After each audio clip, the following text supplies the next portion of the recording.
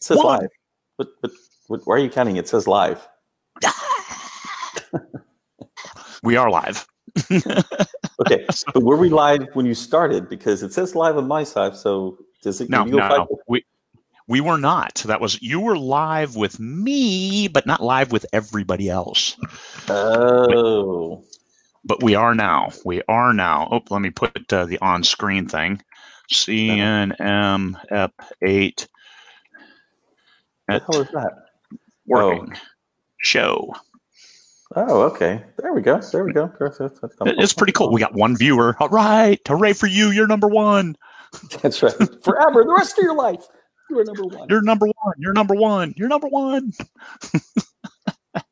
All right. I am coming to you live from nearby the Arctic Circle. You can see we have daylight at 7:30 in the morning, and actually we have daylight starting at about 5. I see green back there. Is that right? I see green. No. That's not green? There's an evergreen tree. There's a hill covered with some moss. Oh, but it's not. What? It's not really green. It's considering every other time I see it, it's always white. Yes, okay. or pitch black because it's dark. Yes. But no. It is light, and pretty soon, 3 in the morning, it'll be daylight. So I can do this now, or I can do this later. But I'm coming from Cabo San Lucas, and I have the ability to show people exactly where I was when the term 20 books to 50K, that concept came up. So should I do it now? Do it, big dog. Do it, big dog. So this is exciting to me because I am in the Pueblo Bonito area of Cabo San Lucas in Mexico, the very tip, the southern tip of the Baja California Sur. And there are 2 major locations here. We're presently at Sunset Beach, which is kind of a family community. But I will see if I can show in the background. It's going to be way at the beach. What the hell? Okay. The auto white balance is fighting you. Yeah. Oh, there we go. There you go. All right. So in the distance, I think you can barely see about in the middle. There should be some really tall buildings near the water. That is the Pacifica, which is an all-adult inclusive. And that's where I was when I was writing my 3rd book and did the calculations for 20 books to 50K. So I could live, let's see where that sucker is. Somewhere over here, there should be the top of a condo. Does that look true? It's kind of behind a hill. I can see it. Yep. Okay. That is actually building 7. We were looking at retiring what's called condo building 5. We've since upgraded a couple of houses. But that was the goal because you could live here in this area, this beautiful area, for just $36,000 a year, because that's the Mexican requirement, if you can buy the place, right? So if you can prove that you can make $3,000 a year without it coming from inside here in Mexico, you can move over here and we could live, with that view for that money, so long as we could buy it. And it was going to be easy to transfer the monies we had in a home in Texas. And that was the start. That's 20 books to 50K was right over there. That's where it, kind of kicked in. So that's where we got our naming from. That's the physical location. And that's it. And that is way, way cool because when you first started, it was your own personal goal to retire in Cabo San Lucas. Correct. And then you saw that, hey, there's a whole different goal. Every time you reach a goal, you set a new goal. And I don't think one of your goals was, hey, let's change a bunch of people's lives for the better, that is. And all of a sudden, look at that shit 3 years later. And there's a lot of people who are doing what they never thought possible, living their dream. They're writing for a living. Yes, it's not easy, but they're doing it. They get things that most people only dream of. Yeah. And that's because of Michael Anderle on the beach dreaming up 20 books to 50K. But it wasn't just that concept. That 20 books to 50K is that's old and blasé now, Michael, because we know that there's a much greater target out there, whether it's I just want to publish 1 book or I want to publish 100. It's still giving people hope that they can do what they want, that they can get out there, that they can as a self-published author, and that it's a whole movement, changing the industry as we're seeing, even though that was never something we set out to do. Nothing you set out to do, nothing I'm definitely set out to do as part of 20 books. I just wanted people to be, hey, can you be a little more professional in your job? If you want to take this seriously and be a professional author, as in you sell your books, then what does it take to be a professional? And that's what I'm trying to bring to 20 books now.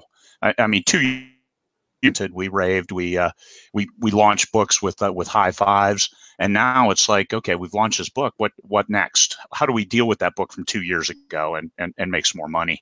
Mm-hmm. And it's there's so much money in your backlist that I just had a BookBub international only deal on a book I published 3 years ago. And here, money's rolling in, money raining on my head from all these countries and orange bestseller tag. It's really neat to see that once you create IP, intellectual property, that story, that unique story that you've told, it will always have value. And yes, you can go back and rewrite it. And I just got a new comment on, or a new review on my book, Free Trader 1 from 3 years ago. And it said, well, it's not the best written, but it's a good story.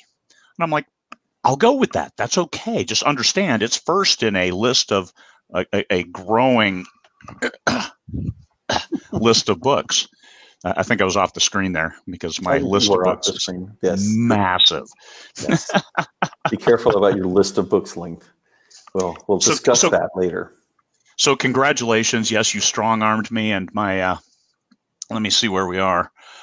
We're at 29,960 members, and I tried to guesstimate where we were, but I had to kick out a bunch yesterday for being dicks, and we already kicked out somebody today for self-promo, so we're kind of the tide. We're not going to make 30,000. That's it. We refuse. We're sliding back and forth on our goal for.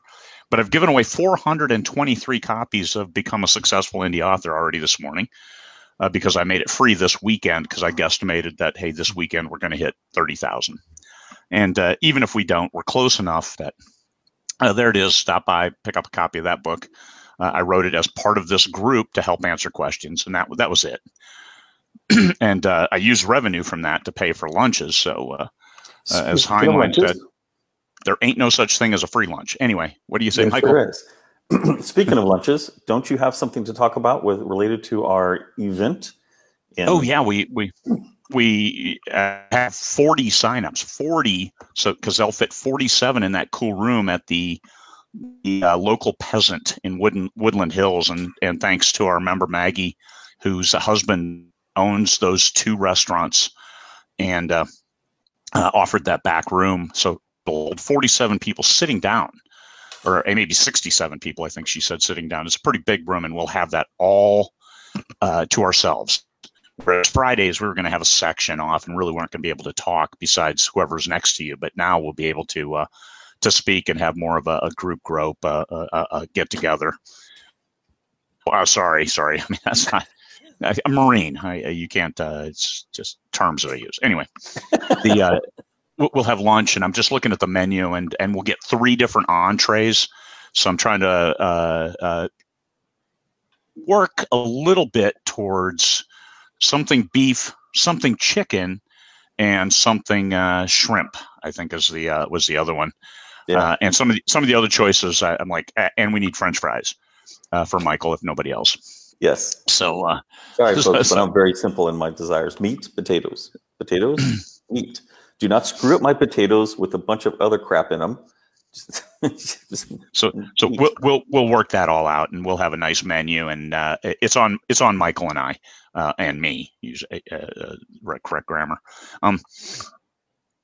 The local peasant, and we did have a sign up. We are kind of full, so not kind of. We had 40 people sign up, and we have a few others. I'm sure we'll gather some refugees from the SIFWA conference and bring them over as well. But that's on Saturday, May 18th. We storm the palace at 11 a.m. So we storm the local peasant with our added peasantry. Peasantry. Yeah, no, it makes me think that we're going to have a bunch of costumes, which I will not have. I'm sure I will have a shirt incredibly similar to this right here on. So I will be in something black because it is slimming. I have the author body, and I'm working on that. But that is my goal. I'm not working on it terribly hard here in Cabo, just by the way.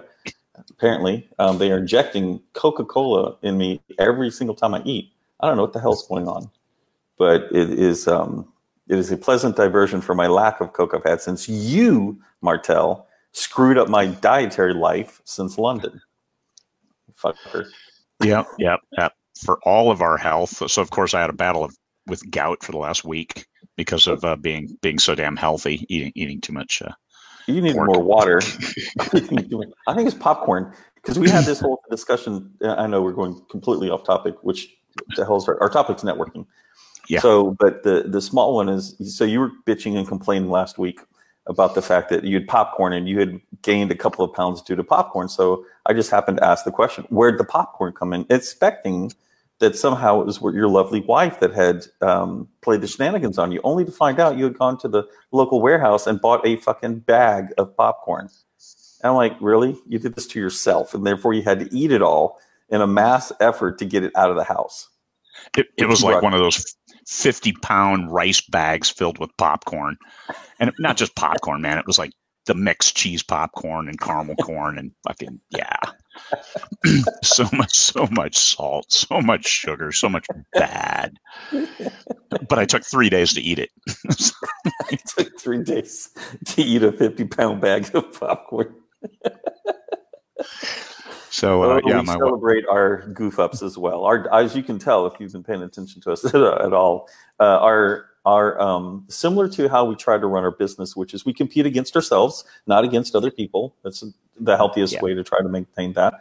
But we compete against ourselves for our diets, but we share it inside of our Slack channel and our ups and downs. Like I'm sharing my Coke issue here, and which always sounds weird if you don't know me and Coca-Cola, but and apparently Martelle's popcorn problem. Indeed. What we wanted to talk about today was our 30K. I mean, that was a big thing. It's something that, I mean, I was when we hit about 5,000, I think I was one of the vocal people saying, Michael's close registration. Don't let anybody else in 20 books, please. It's killing us. It's cheapening the value. It's not. And look at us here, 30,000 going strong. And yeah, we had a post this morning. Somebody felt intimidated by us, and that's not what we want. However, big however, if you then improving that professionalism. And one thing that Michael has said to me is that in the last 3 years, he has earned his PhD in self-publishing through trial and error, through spending a lot of money, through paying attention, through listening to people, through talking, through learning.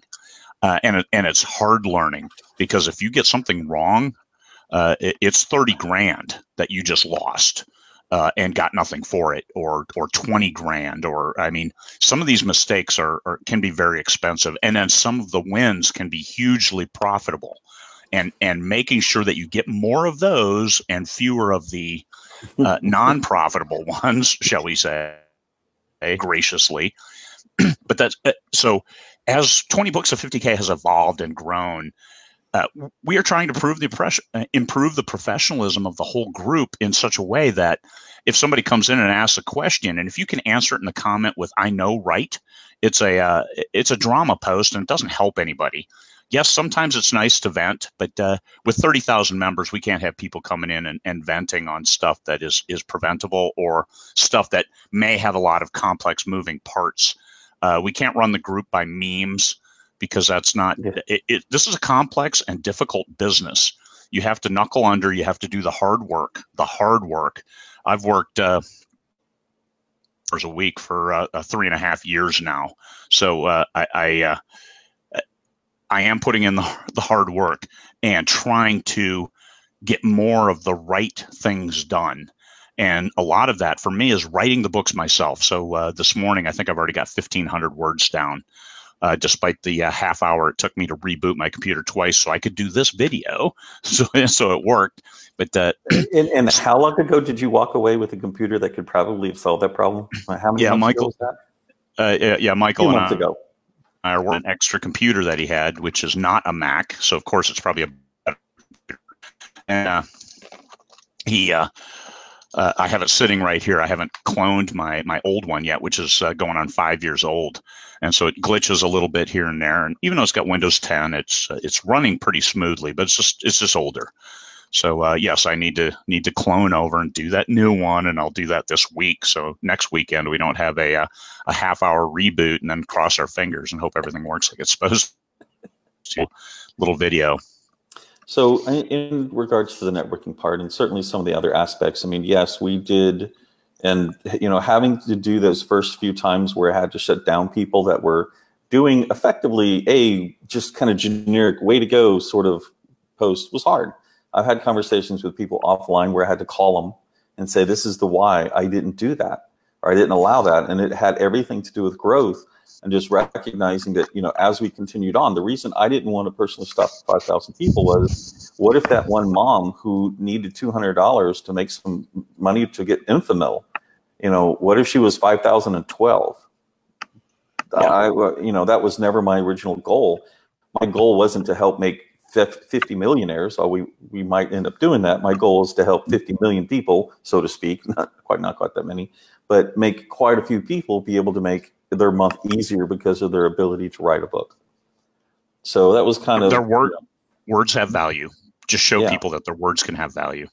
Yeah, and what we've learned, of course, is that when they learn that somebody else who's not them, who's not their family, not a friend, is willing to put down money and pay them for something, their sense of self-worth is now enhanced quite a bit.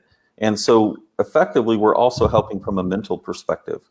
And we can go through all the other issues, and maybe at 20 Books Vegas we can have an event, but it is everything about trying to help people, and it doesn't matter where in the world they are, right? We've both talked to people from literally in cities around the world who are a part of 20 Books to 50K, and we are a part. And yes, we recognize totally that out of 30,000 people, 25,000 probably have never typed a word in, and that's okay. It's not like I want everybody talking, because we wouldn't understand what the hell's going on. And two, just from a perspective of where people are, they are intimidated. Just not only because of the rules, we have to, shut people down. And I get that, but also we truly do have most of the answers in there somewhere if you'll just look. You don't have to look. But the problem sometimes of people asking a question, or the challenge for them from a personality perspective, is very true and apropos to this conversation on networking, reaching out. I just had dinner with Russell Blake last night for the second time this week, but I've met him now 5 or 6 times. That first time I reached out to him to say, hey, I'm actually going to be in Cabo. You always talk about being in Cabo. Could we have lunch? Was terrifying to me. And I tried to remember how far back it was. And I'm fairly certain the first time that happened was in 2016.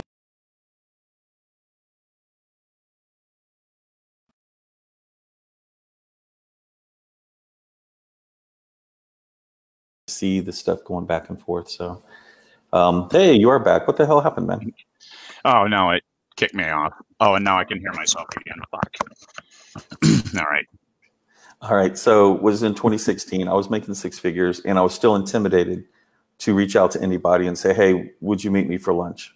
And let me ask some questions, because we're always still learning, always be learning what's going on.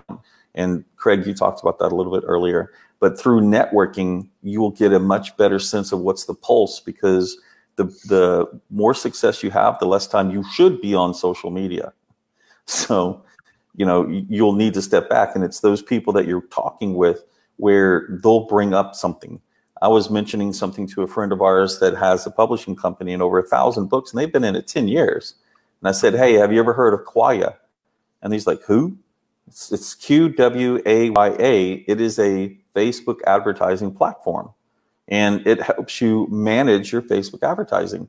And, I don't know whether or not it was relevant for him to use it, but just that simple comment allowed him to go check it out. And it's those kind of interactions that, it was, what's the one that Mark Dawson mentioned at 20 Books London?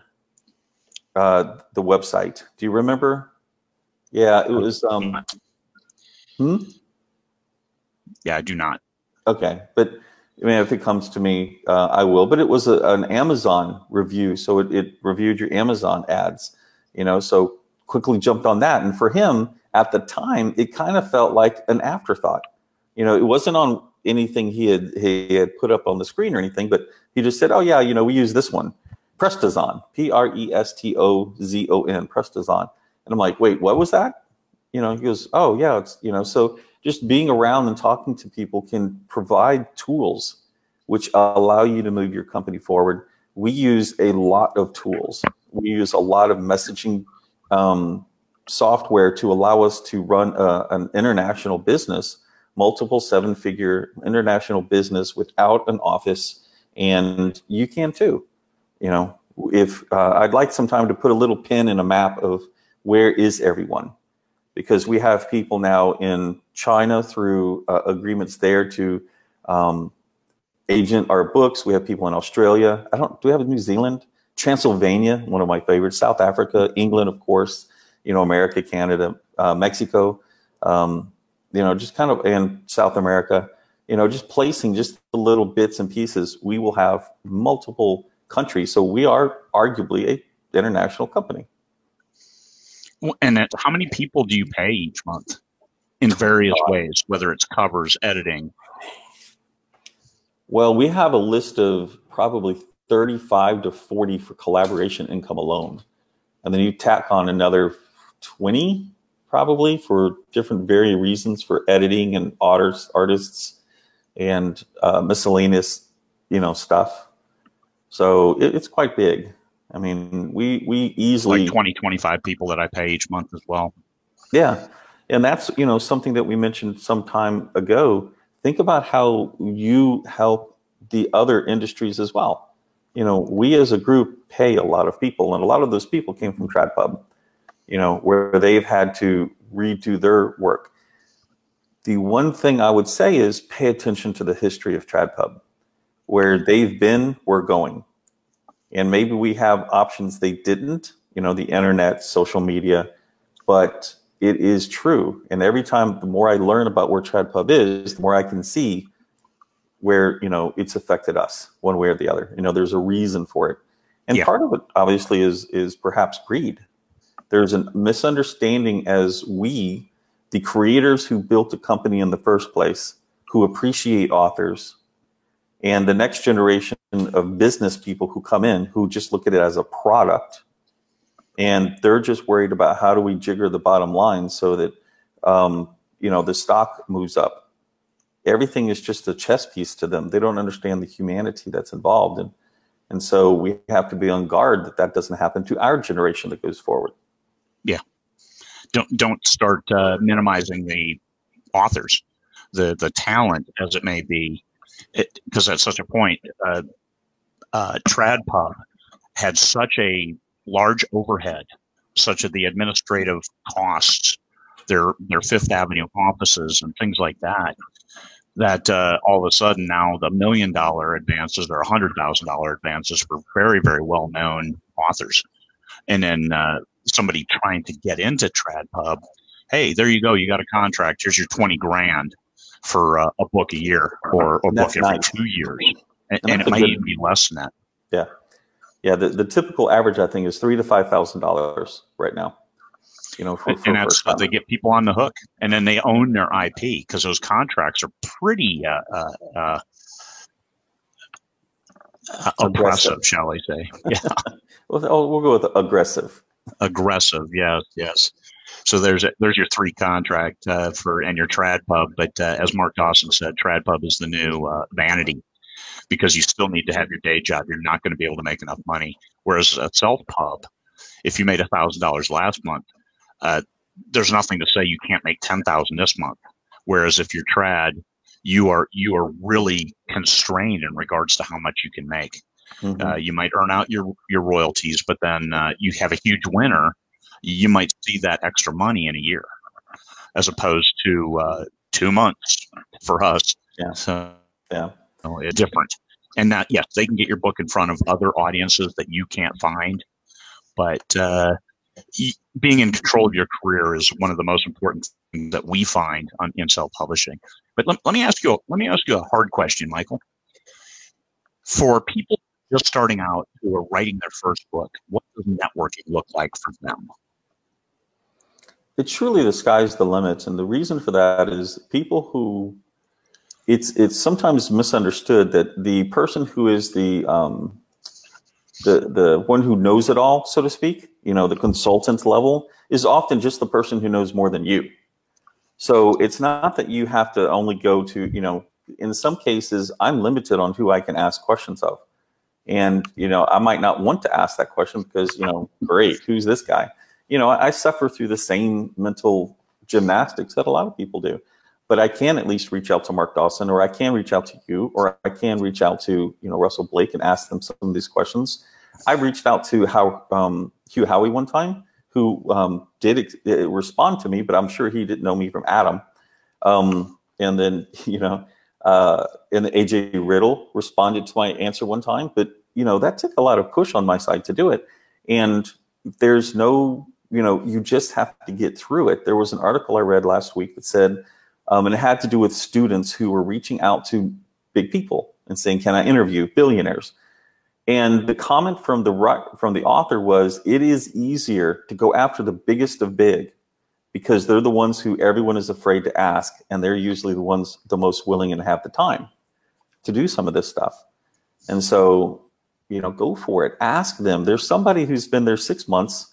You'll get there in 6 months, but you don't need to go through the same trouble, which is why we have the FAQ.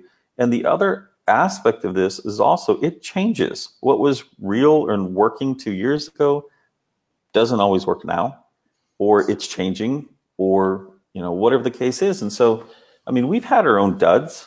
We've had our issues with covers. Let's not go down that expensive road, but that's true. And if you just reach somebody and ask and say, hey, what do you think about this really cool, unique cover that is totally not genre based, and I'm just falling in love with it? And we can tell you there are almost always two answers to this. You can try it. Most in general, the answer is that fans look at covers to quickly perceive if this is a fit for them. If it doesn't look like the genre they're used to, a ton of fans will turn away. Now, having said that, if you have a 1 in a million cover that is brand new and unique, you could rocket to the charts on it. But it's just like hitting the lottery, unfortunately. But that's the answer on them. I was reading the comments. Mark Dawson, A.G. Riddle, who's he? I love it. A.G. Riddle is the guy who's number one in sci-fi, beating me at the moment. He knows. I think he might know. I saw that this morning. I was like, "Hey, what's going on with this?" You got us. You got us. But the networking for new authors, if you're still writing your first book, I would always recommend people write a short story so you can start building your newsletter or build fans based on your writing style. So you give people a sample. Some people just use the first chapter of their book, the first book that they're writing. You edit it best you can, and you share it with some folks, and they give you some comments, and you go forth and, hey, here's a book I'm writing. What do you think? And you start building your newsletter that way. You find some people in your same genre, and even if you only have 30 people on your list, you can share their books and not ask for reciprocation. Just say, hey, I'll share your book. My readers might like it because I like it, and I'm trying to write in a style that I like. That takes nothing. And Barry, he did that. He jumped on. He was good with graphics, and so he helped some people with graphics. He put 3D covers on some ads for me at no cost. Just said, hey, I've got a template for my Photoshop. I'll do it. Take 2 minutes. And just helped me and helped different things and asked for nothing in return. And 6 months down the road, he's like, hey, I finally got my book done. Is there any way you could share it? And I said, sure, of course, after taking a look and seeing it was funny as hell. So it was easy to do. But he didn't expect anything in return and just did a little. Hey, can I help you with something? Can I answer can I write emails for you? I mean, it doesn't take much to help have already a foundation of readers. I know Michael has offered for people who went to Bali to give them a little boost and say, "Hey, here's I'll share your next release with my list," and that has helped some of those folks immensely. So the networking, yes, we met you, we shook your hand, and we talked to you in person, and yes, I can throw that list out. So can you do it for 30,000? No, can't do it for 30,000 different people. Especially what we have. But networking, you meet somebody and being personally likable, even if you're a wallflower. And that's one thing that the conferences can do for us, is that you meet people, you see that you have a lot of shared interests. And the reason I'm having a hard time talking is because I can hear myself 1 second later, so it's really annoying. Can you turn down your have a lot of shared interest, and you focus on those. You talk about those. You don't have to talk about the weather. You don't have to talk about moose in the backyard. You can talk about the book. Here's urban fantasy. I have this character that's fighting me, and I need to get through that so I can finish this story. Other urban fantasy authors will have the exact same issue. I'm pretty sure any fiction author will have that issue where a character is fighting them, and you got to get past that in order to get into the story and finish it. So, I don't think I understood your question correctly. Okay. No, that's I not working. Don't be a dick. That was Barry Hutchinson said that in the London conference, and I think we'll hear more of that. Yeah, probably so. Yeah, but it's funny because you'll ask a question and I think I answer it, and then you'll answer it, and I go, that has nothing to do with what I just said. Well, that's why the Craig and Mike show is so important, because you get two different perspectives. You have a 7-figure perspective in a growing business. I'm looking at it from where you were 3 years ago, even though I'm not there, but that's still, I still look at it from that perspective of how did I ever get right with Michael Anderle? And it took a lot of work. Shitty covers. I had to establish myself. I had to plead for mercy with my covers, and he took pity on me. But outside of that, but it took good words, a lot of good words relating to the fans. These are my fans. This is what you need to do to relate to them. And that made a huge difference. Michael was unbending on that. It wasn't like, hey, you're being a dick. You're making me put emotions in my emotionless stories, you fucker. So I didn't do that. I just said, hey, okay, you're right. That I need to make a more in-depth character. And all of a sudden, look at that. I mean, Terry Henry Walton Chronicles was a monumentally massive winner. And still is. Yeah, which, once again, new existing IP that we're going to go back and redo again, push that puppy out there one more time. And, so from that IP, we have audiobooks, and then we have box sets, and then we have, there's just different ways to approach it. And with IP, especially box sets, those aren't necessarily the same readers. And so, take that understanding and do it in your own stuff. But going back to one thing you said, you came into the relationship, and of course, I was very new with collaborations at the time that you were in. You were the first one, one of the first 3 or 4. And you came at it with an attitude of, let me learn. Let me figure out what he has to say, even though, A, he's not a teacher. That's not my profession. I enjoy explaining things, but I don't necessarily know how to. I do appreciate what it takes to learn how to be a teacher, to explain things to people, to get them to understand. And the best I could do sometimes was edit what you had. And in fact, that's still what I do sometimes, is I'll just edit a collaborator's stuff and say, here's how I would change this. Some of my collaborators will get it right away. Others won't. And it's the ones that don't that we'll probably have, more concern with, because they might have reached my level of explaining. And so I'm, there we go. But you were right there. And it's just, my comment with that was sometimes like, hey, this is great on action, but I don't care. There's no reason for me to care whether or not the wolf eats this guy or not. And it was a very good relationship. We were able to laugh a lot during those times, especially we still do. Well, I still remember, once again, exactly where I was in a trophy club, or actually it was close to it, in Texas, and I was about to go in to eat, and you and I are sitting there with half the first book written going, we need a female. Oh, shit. We have a book with no female. Yep. Let's make her a werewolf. Sure. Purple eyes. Purple eyes. I just want her to be different. Yeah. To this day, I'm still like, why the fuck did he do purple eyes? He said he's the only purple-eyed werewolf we have in the whole damn thing. He's the only purple-eyed anything. Not a people eater, though. Oh, no, not a people eater. Very good point. And that is one thing you do need to learn with, you're going to do collaborations or joint, is the other person is going to have an idea. And sometimes you just have to go, oh, okay. This is not something I'm going to win. Just go with the purple eyes. Talking about the genre and not your book. Hey, I have an urban fantasy book. That's too hard. That's too hard. And you come across the hard sell, and you're not going to be coming across as you, because you're trying to wear. This is for new authors who are coming to, say, 20 Books Vegas, because we have 1,000 people, and probably 400 have one book or no books. So for those 400, how would they approach somebody? Hey, I write urban fantasy. I have a character that's fighting me, or my character is broken. Okay, that's most urban fantasy. What about yours? And then find out about them. Oh, hey, I read your stuff. I target your name with my ads. That's always a big thing. Oh yeah. Oh, that's always fun to hear. Love that one. But networking is as simple as being real about what's important to you. So this is like the new nerddom. Hey, we get to geek out together, whatever genre it is. Historical romance. Hey, let's geek out on historical romance. What makes it tick? What makes the readers want to find more of it? And that's and go talk and enjoy. But to clarify, just to make sure I understood, because I think you were absolutely accurate, talk about the genre, not your book.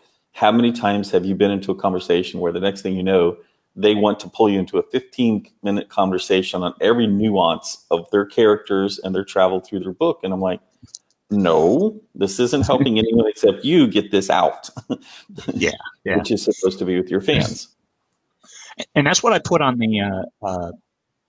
the thing for, hey, we're going to talk today, we're going to go live, was we're always willing to help other people out until. And as we have a time stop on how much time we have in a day. And sometimes people want more help than that, or they want to be carried. And we've seen that with folks who wanted to collaborate. But it's I want to collaborate, but I want to write what I want to write, and you just sell it for me. And that's not the relationship that we're looking for. I'm not looking for. I know Michael's not looking for it, and it usually ends in a bad breakup and a multi-time winner. So I know what breakups look like, and you don't want one of those. If you're doing what you do, just understand that people may not have a lot of time.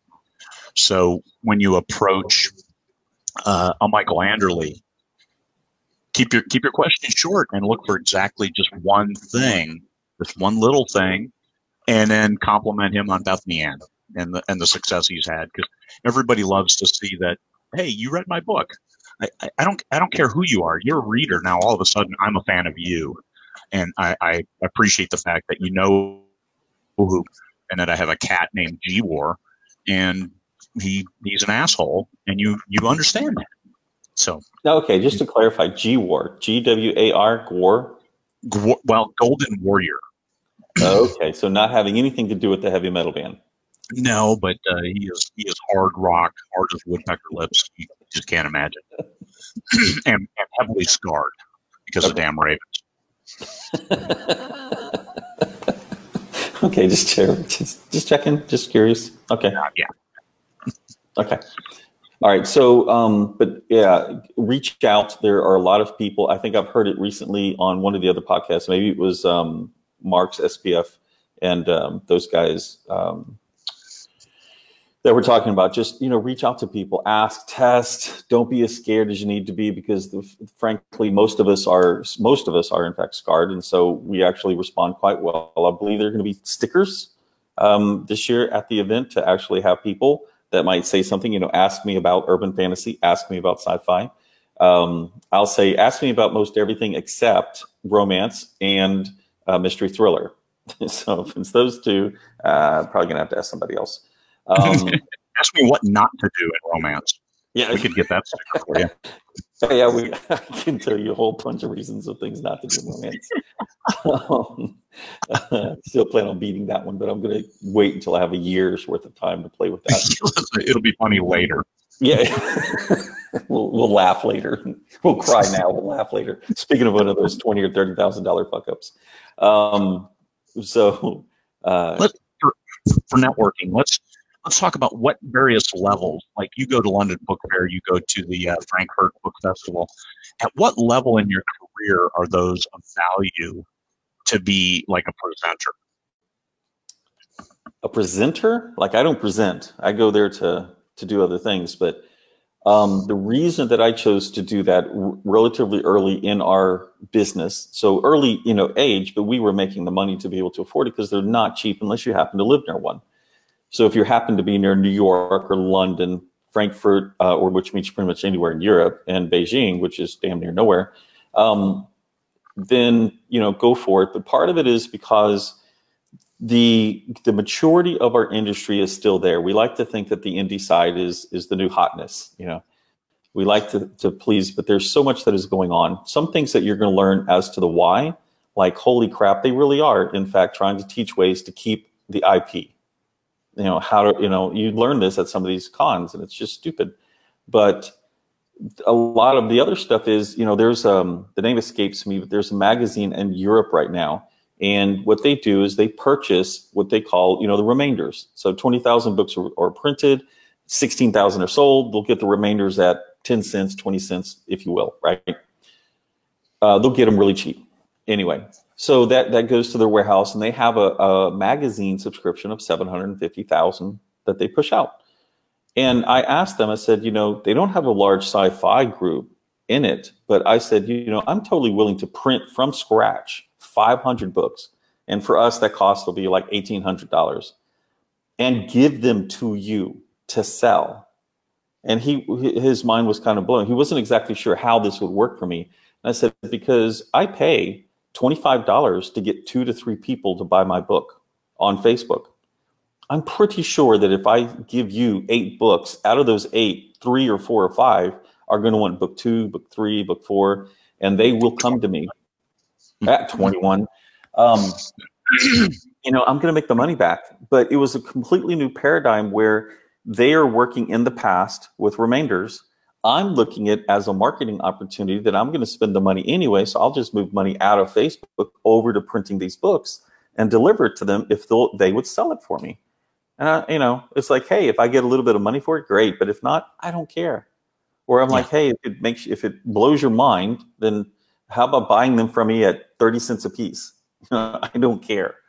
And so only by walking the floor at London was I able to run across this company that did this. Otherwise, I'd have no idea that it even existed. And so that's a different marketing channel. Simple as that. Yeah, it's Discovery Channel. That's all it was. It was the Discovery Channel. It's the reason for that I did it. Now, when is it available? If you're middle, like children's books, it would be a totally different answer, right? So I come from pulp fiction, the big 3, not romance and mystery thriller, but in those others, it was relevant for me because now I needed to see other options. I still think paperback is a potential, if nothing else, for discoverability and the fact that, there's still most of the world. We've released in German and we've released in Spanish.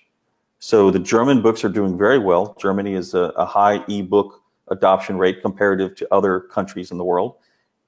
Central and Southern Americas, Spain, not so much.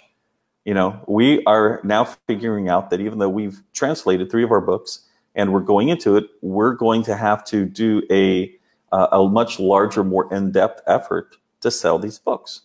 Now, granted, it means that if we do keep going and spend the money to do this and the time, we will be embedded in this market to a much greater degree than those who come after us.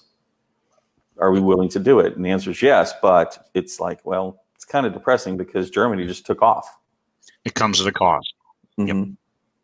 So I would think in general, you probably need to be making consistently 5 figures a month and be looking for new and better ways to expand your business before you think about the fairs. Okay. That's good. That's what I was looking for. What are your best conventions for networking? London Book Fair now of the 4 is my best. That was most recent. They have a very strong indie area, that they'll say is in the back, but man, when you're in it, it's all indie. And so you can go there, be indie, talk to indies, and then step out and see the rest of the world, so to speak, with the trad pubs, and go see Amazon in their different booths, because they'll have a KDP booth in the indie area, and they'll have an Amazon, Crossroads and all the other ones, their imprints in a separate area. And then you can see the software. You can meet, we are presently talking with one major software company strictly for reporting. That's not what they intended to do. But from a reporting standpoint, it might be viable, because as you do collaborations and other things, and remind me to talk to you about this later, Craig, but as you do those things, you're all of a sudden now looking at, do I need to build, spend $100,000 to build my own software? Because it's only because of Craig's help with us that we're able to turn around and pay people in 48 hours, usually on average, 48 hours of us getting our money inside. We have the ability to pay others. That's really quick. And it is still a manual process with Excel spreadsheets, Yeah. So it's a cool Excel spreadsheet though. Yes, you would have to love Excel spreadsheets, but you would totally geek out on it. It's 10 megs, and it kills Michael's computer every time he tries to open it. Because there's something like 500,000 formulas in there. Well, yeah, and the thing that you like to explain is that I'm doing this on a very expensive MacBook Pro, and it's like, yeah, that Mac can't handle it. Well, so I've installed Windows on it since, as I like to tell Stephen Campbell, I had an extra terabyte of SSD space. I just threw it on that, So anyway, not that it took up that much space, but I can open it on the Windows side, no problem. So it's Microsoft's problem for doing a crappy Excel port over to Mac. That's all I'm saying. It's because they don't care if it opens on Mac or not. Microsoft has a vested interest. Yeah. The networking, for me personally, I do like 20 Books Vegas. I do like the work up to 20 Books Vegas, because I get to talk to a lot of people about coming and speaking or sitting on a panel, and I learn an awful lot, especially as I'm asking them about, okay, here's the panel, here's what we envision from it. Does that work for you? And they talk about what worked for them in the past or some other things that they've got going on. And so I get to learn an awful lot. And I'll tell you that A.G. Riddle did know who I was, as well as Hugh Howey when I approached them. So I'm not going to name drop. Read between the lines, man. Which is weird, because I still think of myself as nobody. I still struggle to sell the next book. I want to sell one more book constantly. 452 copies that become successful are now out the door. So good luck, everybody. Enjoy reading those. The 20 books event. What's that, Michael? I was just going to say, what's interesting also is that people who are TradPub, who are seeing 20 books and they start looking in, they are stymied because they can't figure out how we're making money on this. They know we are. They just know it. And we're like, we're not making money on this. Yeah. In fact, they run this group. Which I find the funniest shit ever. Yeah. I would run this group. How much time consuming? It's part of giving back, and that's I haven't gone to war. I have a pathological need to give back, so I'm okay with spending 4 to 6 hours with 20 books to 50 page stuff every single day, 7 days a week. So that's more than a full time job. That's 2,500 hours a year that I spend doing 20 books to 50 page stuff. My reward, like H.E. Riddle and Hugh Howey know who I am, and they don't know who Michael is, which earns me a dinner at Ping Pong Pong, which is important one time a year. It's not that. That's not. There's a little bit of ego there, but also I learned from all these people, and getting to talk to them is helpful in my career, and helpful in how I write and how I approach The thing is, everybody's the same. We're all authors. We all write stories. Anybody who is it's beneath them to talk to a new author, that's not the person you want to hang with, and that's not who we have at 20 Books Events. Come up to Michael. Come up to me. I don't care who you are. It doesn't matter. Volunteer on my badge. That's the one that I'm going to wear. So volunteer. That means you come ask me questions. I'm not afraid to answer anything, and I hope I don't make something up. I'm more than willing to do that because I am a fiction author. So we'll try not to lead you astray. It's all the big smorgasbord of stuff. So 20 Books Events. Also, I'll be at the London Book Fair next year. I think Mark Dawson is going to be running a SPF conference right prior to London Book Fair. So looking at what we go do fair, go do the conference and meet and greet, talk people, and have a good time. Drink some Scottish beer. Tennant's, man. Tennant, they don't export it anymore. What the hell's up with that? They drink it all. But they're saying, so here in Mexico, I was talking to Russell last night, and what he was saying is because a lot of the tequila is being exported predominantly to America, is the way I understood the story, it's going up here in price.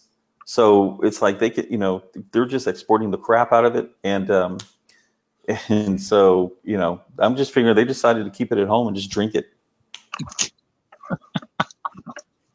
So, yep. I'm not a drinker. I've never been drunk in my life, but I did try this new mezcal last night that the guy was explaining, because it's interesting because everyone knows that Russell drinks, and apparently he's drank with everybody here in Cabo. So we go to we go to Patagonia, which is an Argentinian steakhouse, and he knows the owner, of course, and they drink until early morning. But one of the brand ambassadors for a company who has mezcal comes up to him, randomly sees him, comes up to Russell, and they start talking, and he explains that they have the new mezcal where they've taken out the smokiness of it, and they've taken out all of these things. And Russell is explaining that he hates mezcal because, in his opinion, it tastes like diesel fuel. Of course, I have no clue what the hell he's talking about. So the guy brings over this bottle, and he starts pouring some, and in Mexico, it's pretty much half some. So Judith accepted some and everything. So I'm getting curious now, even though I don't like it and everything else, because the only thing I'll typically drink is Drambuie. So I go ahead and take it, and I smell it, and I'm like, it doesn't really smell bad. And I take a sip of it, and it pretty much tastes like water. I mean, it's water with a little bit of alcohol flavor to it, but nothing. I'm like, I could actually drink this. And Russell over there, who I have known hundreds, I'm sure, of tequilas, is like, this is up there with some of the better tequilas. And he goes, this mezcal is like champagne. You can, but it's effectively the similar agave. So it was an interesting experience, and I have no idea why I went down that story path. So 20 books, no matter where you go, you're going to find a 20 books member. So we're going to Woodland Hills for the Nebula Conference, as well as 6 indies for finalists, and we'll celebrate with them. So a 20 books member contacts me and says, hey, my husband owns a restaurant in Woodland Hills.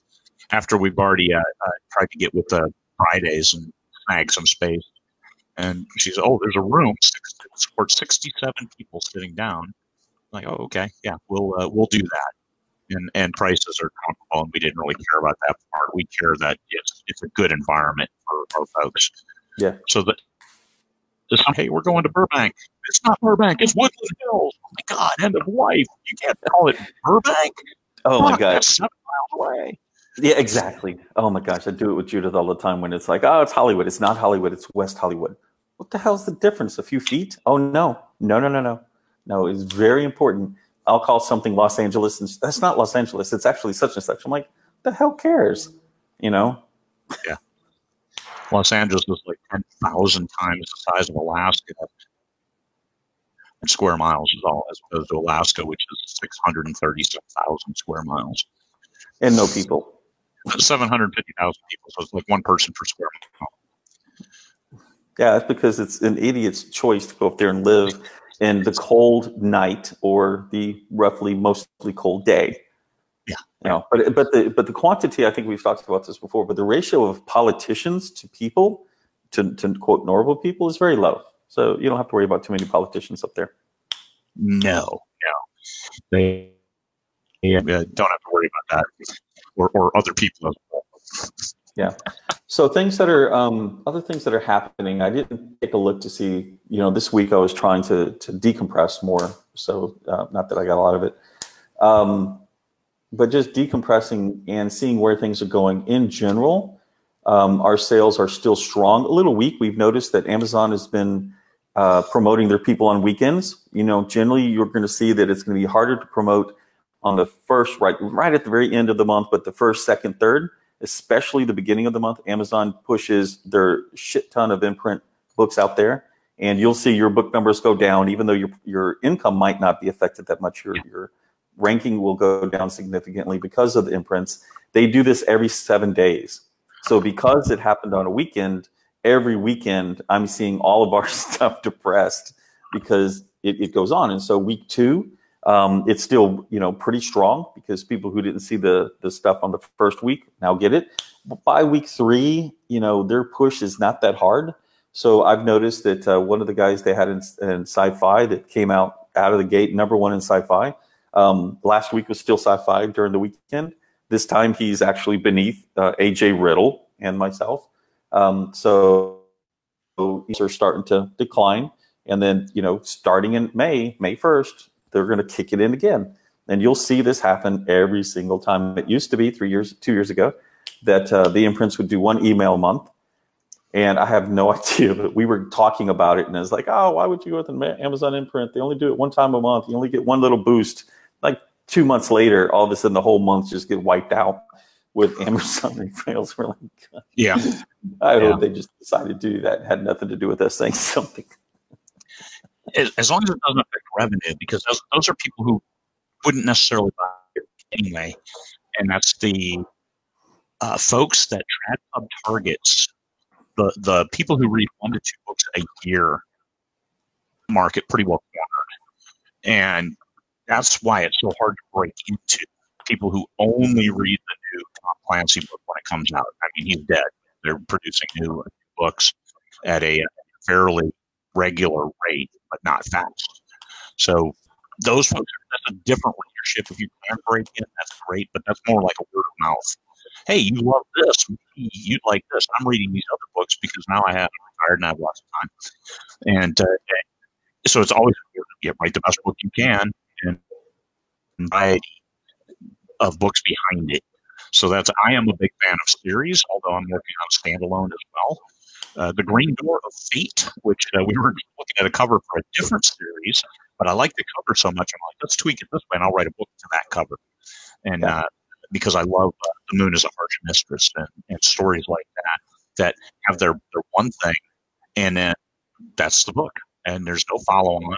Here's their thing that they talk about, 2001: Space Odyssey. I know that has a number of set out to write sequels to those. He just did because it was successful. Yeah. So are we good?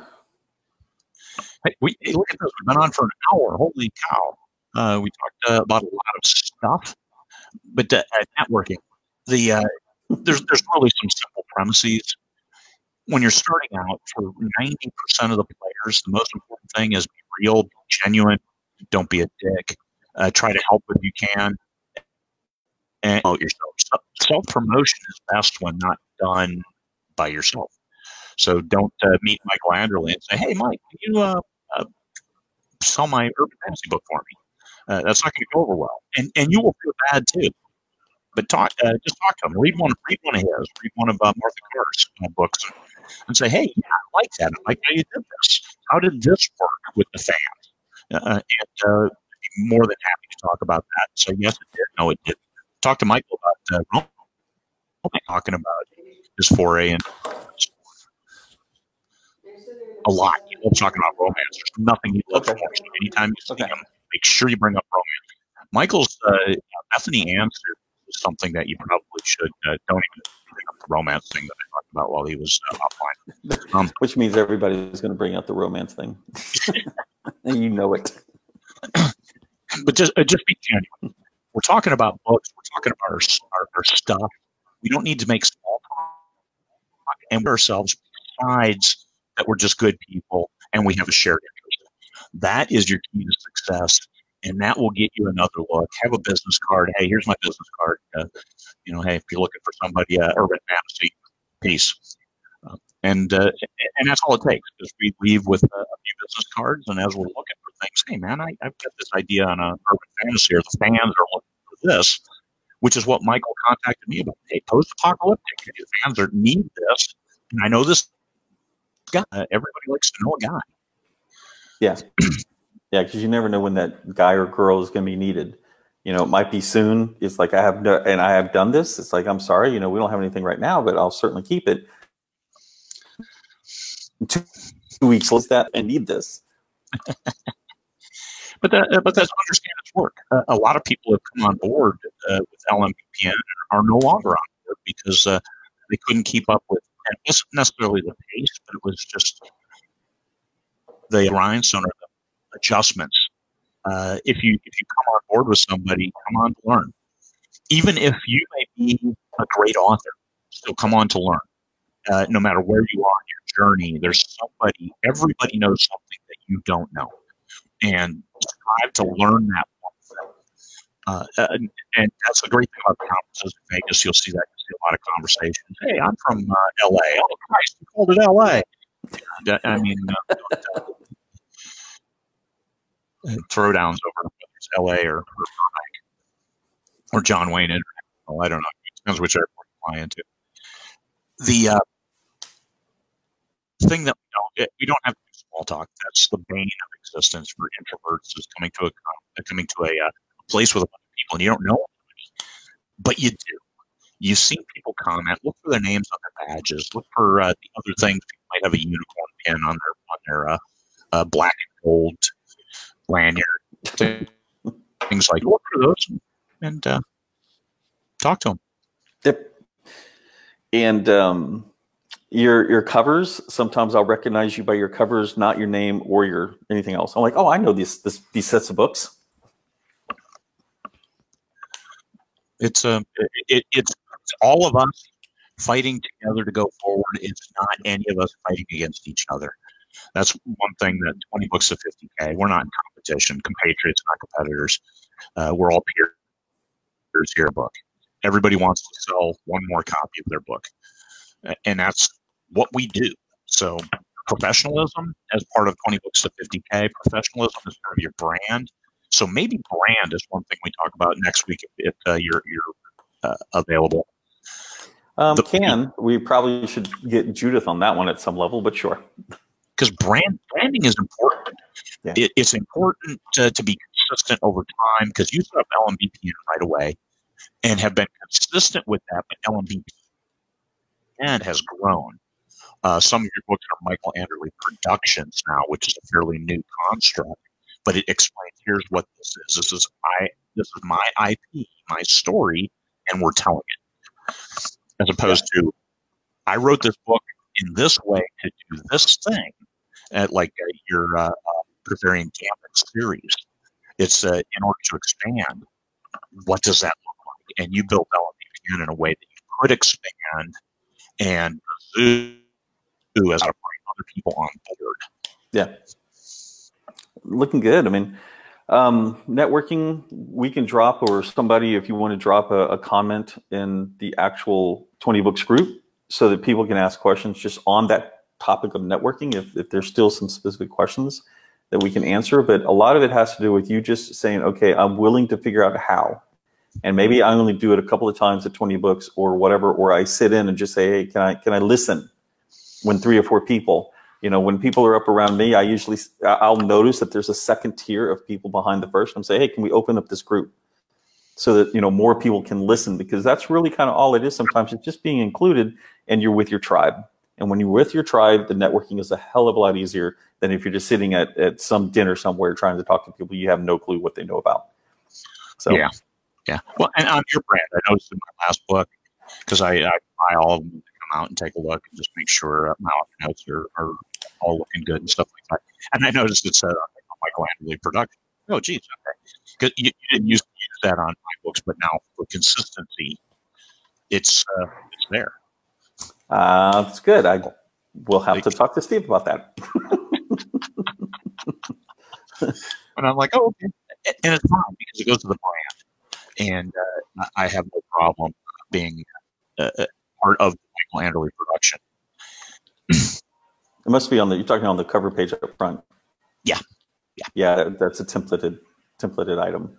Yeah, I mean, a production, that's fine. But, at the end of the day, the real star of Terry Henry, of course, is Craig Martelle. Oh, I'd like to think so. Except that I think it's Terry Jar. I'm for Black Yeah, that's true. We are all sublimated to our characters. It doesn't matter. People weren't there to take pictures of me. That first LMBPN dinner at the first 20 Books Vegas, they got excited because there was a life-size Bethany Ann that they were taking pictures. And we're all sitting there waiting at the end of this group going into this room. And we're like, what the hell is going on? It shouldn't take this long to walk down the hall, to go into a room. And then when we finally get up there, we realize everyone had stopped to take pictures with the characters. It was a neat experience. And the thing is, it's not even life size. It's bigger than life size because Helen's short. Yeah, exactly. we should have a haul of some of these things in this next 20 books. Just screw with people. But anyway, all right. It's time. Hey, thanks, everybody. And it looks like there's enough interest for branding. We'll do branding next week. Talk about how we branded. I have 14, 16 different series, and some of them are branded uniquely. However, there's one consistent thing through all my branding, and that I believe helps me keep on board with who I am, that I can sell books, whether it's C.H. Gideon, Misty Forrest, or Craig Martelle. Peace out. All right, I'm trying to see what's in the screen. Okay. All right. Hey, Mike, have a good one, everybody. I hope you got something out of it, our mindless ramblings. So F9 next week or the week after, when we can all get together and talk about it. Talk about branding. Talk to you later. Thanks, Michael. Let me disconnect here and broadcast.